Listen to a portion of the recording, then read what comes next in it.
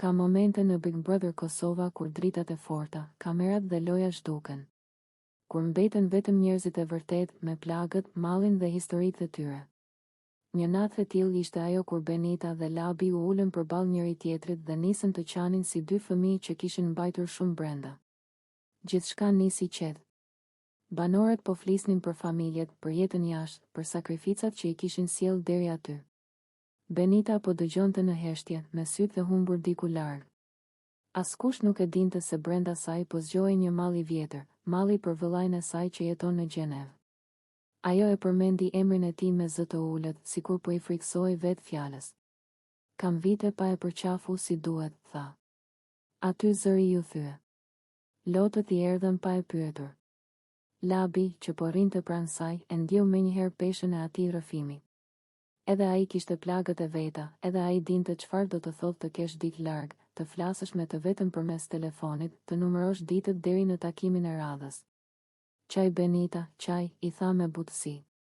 Dhe bashkë me të nisi të qante edhe vetë. Ishte një skenë që e ndaloi shtëpinë. Banorët e tjerë u tërhoqën në heshtje, duke kuptuar se aty nuk kishte vend për batuta. Kamera kapte dy njerëz që nuk po luanin më asnjë rol. Benita filloi të tregoj për vëllain e saj në Gjenevë, për ditën kur u largua, për aeroportin, për përqafimin e fundit. Tregoj si e ka parë të rritet nga larg, si I ka humbur ditëlindjet, si I dhem fakti që nuk është pranë tij në momentet e rëndësishme. Kur e shoh në video thirrje më duket sikur po e prek, po nuk është e njëjta, tha ajo mes lotësh. Labi e dëgjonte me kokën ulur. Fjalët e saj I prekën një tel të fshehtë edhe brenda tij. Ai nisi të flasë për familjen e vet, për netët kur njeriu bën të fortin, por brenda është I coptuar. Lotët e tij nuk ishin vetëm për Benitën, ishin edhe për veten. Ata dy u bën pasqyrë e njëri tjetrit. Sa më shumë fliste Benita, aq më shumë qante Labi. Sa më shumë qante Labi, aq më e lirë ndihej ajo të nxirrte. Dhimbjen jashtë. Në atë divan u përplasën dy histori mërgimi. Historia e mirë a familjeve shqiptare që jetojnë mes dy vendeve, mes dy zemrave, mes dy kohëve. Gjeneva për Benitën nuk ishte thjesht një qytet, ishte simbol I largësisë. Ajo tregoi si I ruan mesazhet e vëllait, si fle shpesh me zërin e tij në telefon, si ka frikë se koha po ua ndryshon raportin. Kam frikë mos një ditë s'do kemi më çka me fol, pëshpëriti. Këto fjalë dhe thyen përfundimisht edhe Labin. Ai e përqafoi fort, si të donte ta mbronte nga gjithë dhimbja e botës.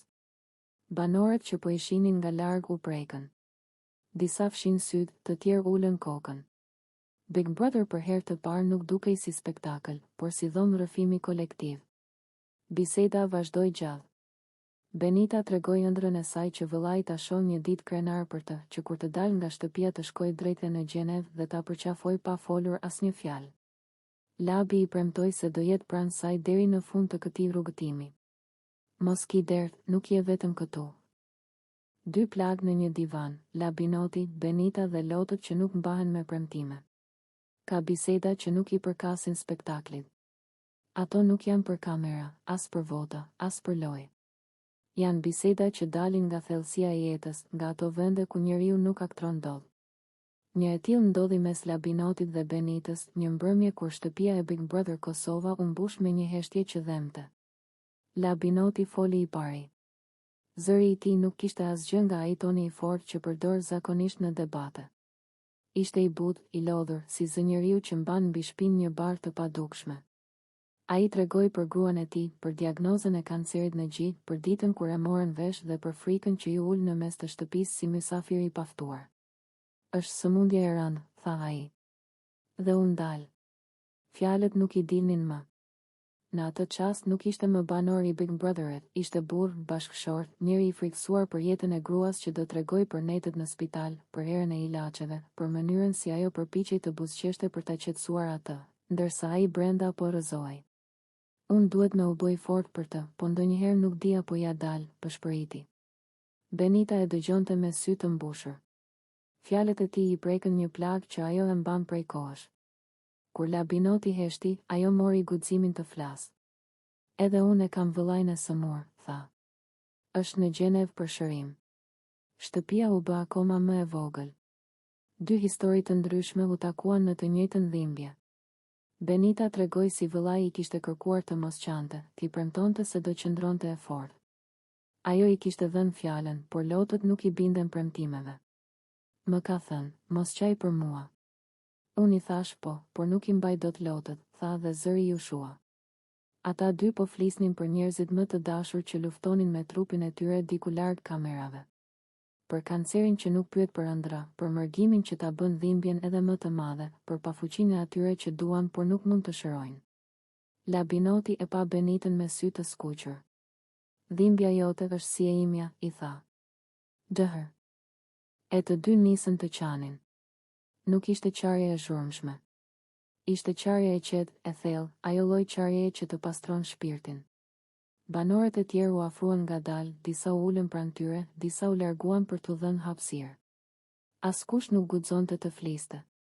Benita tregoi si e merr vëllain çdo natë në telefon, si mundohet t'i duket e fortë, si mbyll kamerën dhe pastaj qan vetëm. Tregoi frikën se mos një ditë merr një telefonat që askush nuk do ta marrë kurrë. Labinoti tregoi për flokët e gruas së tij, për mënyrën si ajo e mbante dorën gjatë kimioterapis, për shpresën që përzihet me frikë çdo herë që mjeku thot një fjalë të re. Ato dy rrëfime u bën një. Sëmundja nuk kishte më emra, kishte vetëm njerëz që duan të jetojnë. Në atë divan u kuptua se sa e vogël është loja përballë jetës reale. Big Brother u zhduk për disa minuta. Mbetën vetëm dy zemra që mbanin nga një kryq të rënë. Benita i tha. Ne këtu dukemi të fortë, po jashtë kemi njerëz që luftojnë më shumë se ne. Labinoti pohoi. Në shtëpinë e Big Brother Kosova ndjenjat nuk lindin ngadalë si jashtë. Ato rriten me shpejtësinë e ditëve të mbyllura, të netëve pa gjumë dhe të kamerave që nuk falin asnjë dridhje qerpiku. Për Limin, kjo përvojë ka marrë fytyrën e Dolces. Një fytyrë që në fillim ishte thjesht shoqëri, pastaj kuriozitet, e sot është bërë qendra e mendimeve të tij. Të gjithë e kanë vënë re ndryshimin. Limi javëve të para ishte i qeshur, i lirë, me batuta për këdo. Limi i ditëve të fundit është më i heshtur, më i menduar, sikur brenda vetes mban një bisedë që nuk mbaron kurrë. Sa herë Dolce hyn në dhomë, ai drejtohet pa vetdije nga ajo. Kur ajo qesh edhe ai. Kur ajo mërzitet, fytyra e tij errësohet. Dashuria në Big Brother nuk troket, ajo të zë në prit. Gjithçka u bë e dukshme mbrëmjen kur Limi nuk mundi më ta mbante brenda atë që ndjente. Ishin vetëm në kuzhinë, larg zhurmës së të tjerëve. Dolce po fliste për diçka të zakonshme, por ai nuk po e dëgjonte me vesh, po e dëgjonte me zemër. Në një çast heshtje ai i tha: "Je shumë e mirë." Nuk ishte thjesht kompliment. Ishte rrëfim i zhveshur, pas bukurime. Dolce e pa e habitur, me një buzëqeshje të lehtë që përzihej me hutim. Ajo e kuptoi se ajo fjali mbante më shumë se dy fjalë. Prej asaj nate, mes tyre u krijua një botë e padukshme. Një afërsi e vogël në divan, një prekje e shpejtë kur kalonin pranë njëri tjetrit, biseda me zë më të ulët se zakonisht. Shtëpia e ndjeu menjëherë. Në Big Brother asgjë nuk fshihet, edhe heshtja ka mikrofon. Banorët nisën komentet. Disa me humor, disa me thumba. Olta e vështroi Limin me atë buzëqeshjen e saj hetuese, Arditi hodhi batuta për dashurinë e re, ndërsa të tjerët vetëm vëzhgonin. Por askush nuk e dinte çfarë po ndodhte vërtet brenda tij. Sepse drama më e madhe nuk po luhej para kamerave, po luhej brenda shpirtit të Limin. Ai e donte pranë, por kishte frikë ta pranonte hapur. I trembej refuzimit, i trembej talljeve, i trembej faktit që ndjenja e tij mund të bëhej temë pri. Mei, në një bisedë me një nga djemt, ai tha: "Nuk kam ardhur këtu me ra në dashni, po më ndodhi pa më pyet."